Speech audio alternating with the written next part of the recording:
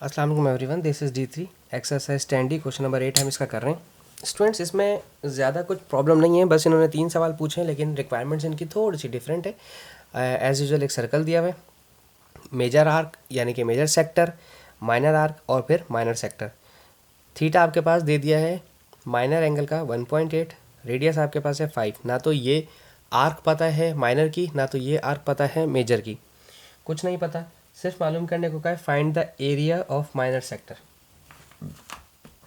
Minor sector का area निकालना है, ठीक है स्टूडेंट्स।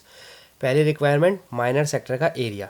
एरिया निकालने का फॉर्मूला क्या है, 1/2 R square theta. R square theta radian में दिया हुआ है, डिग्री हमें ये जो थीटा है इसलिए हमें ये वाला फॉर्मूला इस्तेमाल करना पड़ रहा है।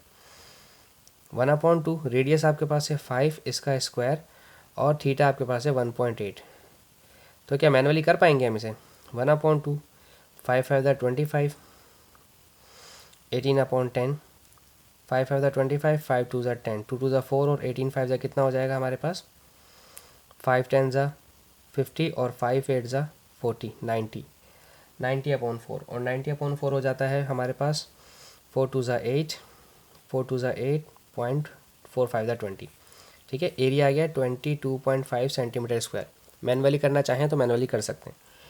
सेकंड पार्ट में पूछा है write down an expression in terms of pi for the size of reflex angle AOB, यानी कि रिफ्लेक्स एंगल AOB बताना है आपने, ठीक है, और इन टर्म्स ऑफ पाई। देखें, मैं जानबूझ के इसको मैनुअली कर रहा हूँ ताकि आपको याद रहे, पेपर 1 में भी आ सकता है।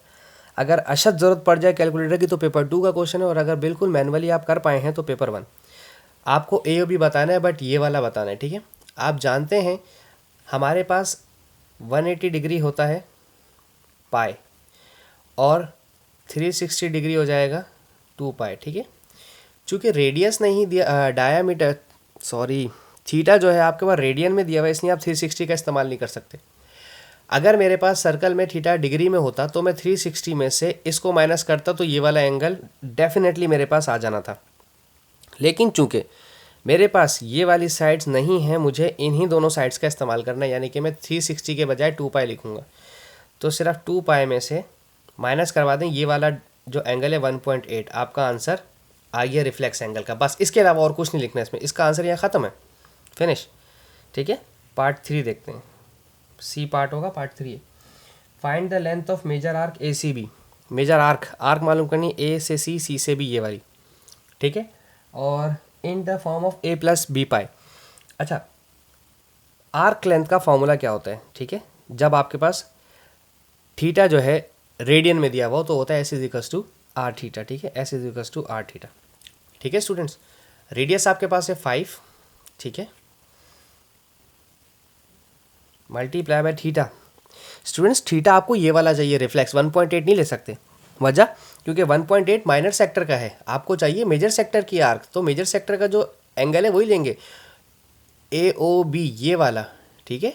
और इसके साथ ही AOB आपने यहाँ मालूम किया था 2 पाई मल्टीप्लाई बाय 1.8, तो 2 पाई माइनस 1.8 से मल्टीप्लाई करवाना है इसको, 5 2 10 हो जाएगा, 10 पाई, और 1.8 को 5 से मल्टीप्लाई करवाएंगे अगर हम, तो 5 मल्टीप्लाई बाय 18/10, 5 1 5, 5 2 10, 2 9 18। 10 क्यों आता है, हम डेसिमल रिमूव करते हैं, ठीक है। तो दिस इज़ -9। अब A + B में लिखना है, तो आप -9 + 10 पाई लिखकर अपना आंसर छोड़ देंगे, S=- -9 + 10 पाई, और आपका आंसर यहाँ पे फिनिश, ख़त्म हो गया, ठीक है।